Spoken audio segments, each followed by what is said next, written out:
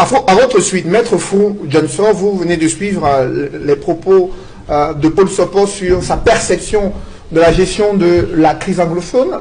La communauté internationale n'a pas le droit d'exercer une pression sur le Cameroun. Il ne faut pas discuter avec les extrémistes qui ont pris les armes contre la République du Cameroun. Quel est votre point de vue à ce sujet? Well, I want to say that Mr. Nsoh is not a jurist, so he doesn't even know what he's talking about. I'm not a jurist. And secondly, I cannot sit here and begin to argue with a senior citizen who, in the same generation with Mr. Biya, have decided that Cameroon must melt. I'm not going to take part in that kind of debate. But I will say this. Whether Cameroon negotiates, whether La République du Cameroon negotiates with the Southern Cameroon, or we will fight to the last man standing. Let it get to the head of Mr. Nsoh and his friends that we will fight till you finish killing all our children and us. Whether you negotiate or not in the international community, you need to have listened to the debate in the Security Council. This country was given a deadline. I don't want to sit here and begin to talk the way he talks. Given a deadline to start negotiations, or they will take a decision. Yeah, okay. That's the Security Council of the United Nations. Now, whether Mr. Biya likes it or not, we are living in a world where there is the United Nations and there's a global village. I say here now and now that Southern Cameroon was never part of La République du Cameroon. We voted at plebiscite. That plebiscite has been called into question by us. So we want another plebiscite, or we will fight and die to the last man, because you did not enslave us. You didn't take us as slaves. From the day that Dr. Emmanuel told us that you will regret this day, that is the man he calls Esawa on the other side. That is our leader. Our late leader, Dr. Emmanuel.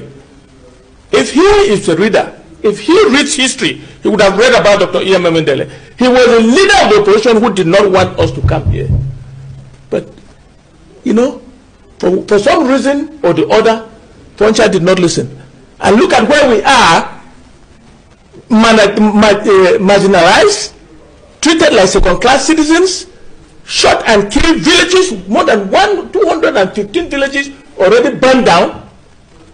Children are dying, young people are dying from both ends.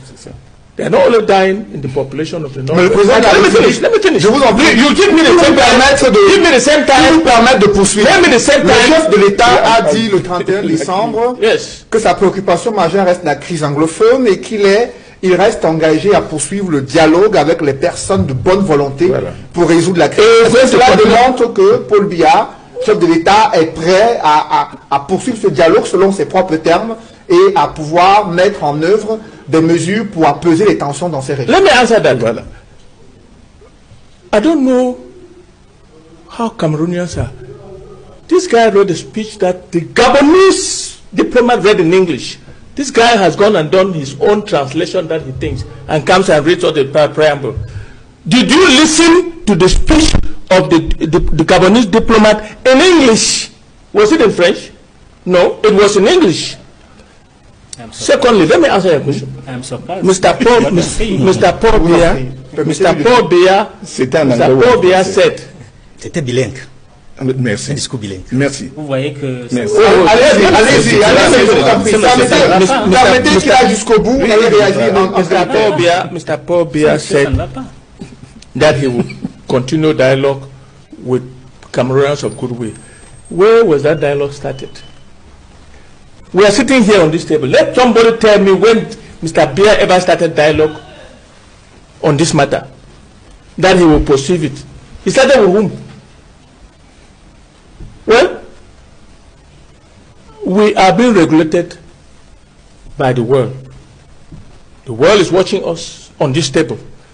The world is watching senior citizens of this country talk like Mr. Nsoh. I believe that citizens of this country are better than that. They are better than Mr. Nsoh. I am responsible. And citizens, I have met a lot of francophones. Now let me finish. I've met a lot of francophones who are senior citizens who understand this issue.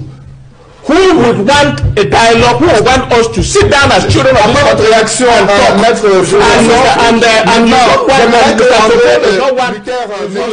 Messieurs, that is Mr. Biya's generation. Maintenant que je vous en prie, permettez maintenant à André Luther de s'exprimer.